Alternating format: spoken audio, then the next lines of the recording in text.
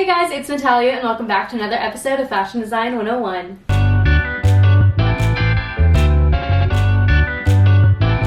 So in today's episode, I'm going to show you guys how to make facings, which are commonly used to finish off necklines or armholes or anything that has a curve to it that you can't just do like a traditional hem on. So that is what we're going to be doing today. I'm going to show you guys just a general curve, and you can kind of apply that to anything in your garments that you're making. If you don't want to add a full lining into it or anything like that, this is a really great way to finish it off, make it look really clean and professional without having to do like a full-on lining if you don't need to. So let's get into it.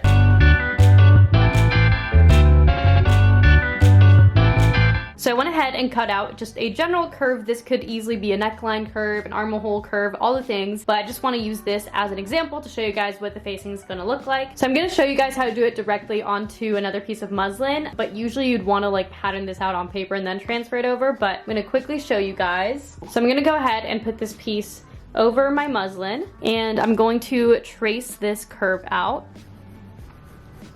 And then you'd want to also figure out the following line down here. So if this is a perfectly straight line, you'd go perfectly straight down. And this one is accidentally kind of slanted, so I'm just going to slant it as well. But you just want to bring that line down, whatever it may look like. And now I'm going to take this off, and we have the same general curve right here. So now we're going to measure out how wide we want our facing to be. I usually make it about 3 to 4 inches, just because you have to account for seam allowance and things. So I'm going to go ahead and do 3.5 inches actually, just, you know, play it safe, I guess. So I'm going to go ahead and mark all the way around the curve 3.5 inches out from it. And now I'm just going to go ahead and smooth that line over and connect it all. So now I've gone ahead and created my facing. I'm gonna go ahead and cut this out, and then I'm gonna show you guys how to sew it onto your piece.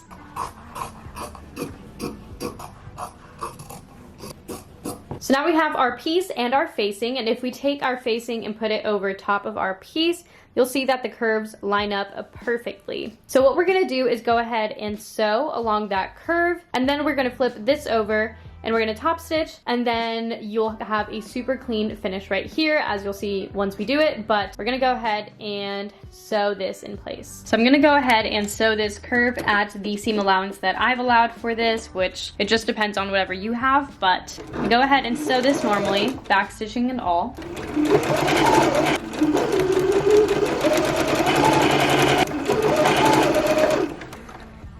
And now that I have this sewn, if I try to flip it over, you'll see that it doesn't lay super flat necessarily, and it kind of like just pulls a little bit. So what we're gonna do to fix that is go ahead and clip into this seam. So that means that we're just going to create little slits all the way through this seam. Obviously not actually cutting into the seam, but right above it, as close as you can to it without actually cutting it.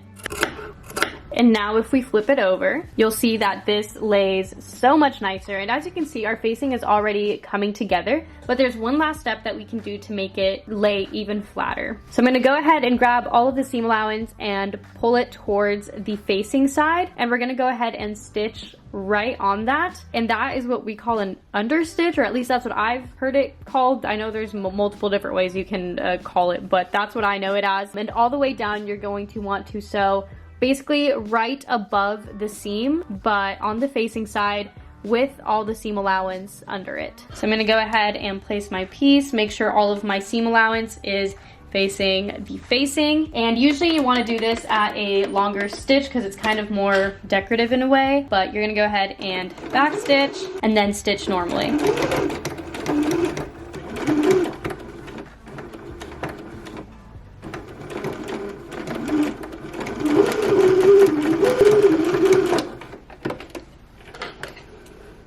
So once you're done and you flip it over, you'll see that your stitch looks nice and clean, and it helps the whole facing lay super flat and not fold over. So that is something that you always want to do if you're adding a facing. It really does help to keep it in place. And now you can go ahead and press this down for extra support, and you have a perfectly clean finished edge on a curve that could be your neckline or your armhole. And the last little thing, you usually do want to finish off the edge of the facing. I usually just serge it, or you can also just like hem the edge or do whatever, but you don't want to leave it just like this if you're doing an actual garment with it. But just for today's purposes, I didn't necessarily finish it, but just keep that in mind. You do want to actually finish off this edge and make it look nice.